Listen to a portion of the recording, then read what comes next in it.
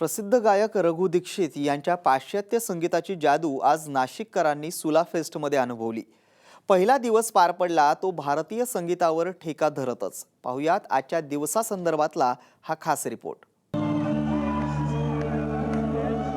सुला फेस्टमध्ये संगीत प्रेमींनी भरपूर मौज मजा केली।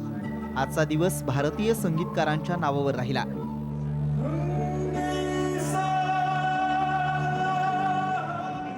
एम्पी थिएटर परिसरात न्यूक्लिया, इंडियन ओशन आणि रघु दीक्षित प्रोजेक्ट या जगप्रसिद्ध ब्रँड्सनी सादरीकरण करून उपस्थितांवर संगीताची मोहिनी फेरली।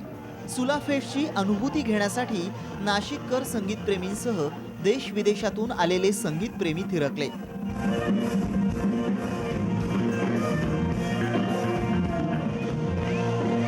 सायंकाळी एम्पी थिएटर परिसर गच्च भरला होता।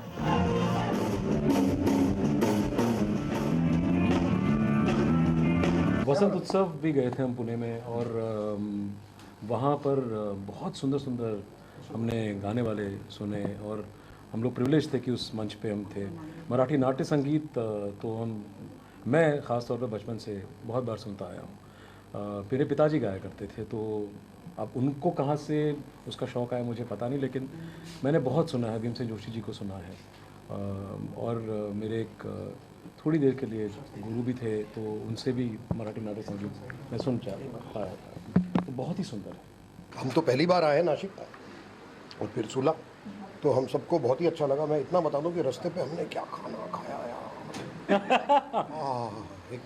हमको पता था कुछ नहीं मिलता है हाईवे पे, सब झूठ है। कितना अच्छा अच्छा खाना मिलता है।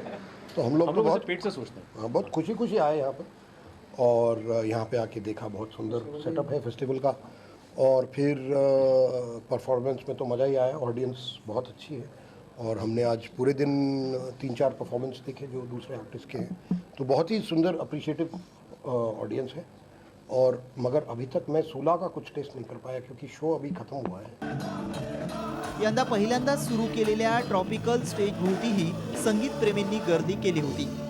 संगीताचा आनंद घेण्यासोबतच जगप्रसिद्ध असलेली सुलाची वाईन आणि अन्य पेय तसंच फेस्टमधल्या लज्जतदार खाद्यपदार्थांवर ताव मारत सहभागी लोकांनी मनसोक्त आनंद लुटला। सुला फेस्ट बाजार हा महिलांसाठी खजिनाच ठरला। तिथल्या विविध वस्तूंच्या खरेदीसाठी महिला आणि युवतींनी गर्दी केली होती। सुला विनियार्ड्सच्या प्रांगणात केलेल्या सजावटीसह आपल्या आठवणी अनेकांनी छायाचित्र आणि सेल्फी सोबत टिपल्या। ठिकठिकाणी सेल्फी घेण्यासाठी युवक युवतींची गर्दी झाली होती। जयेश साबळे, साम टीव्ही, नाशिक।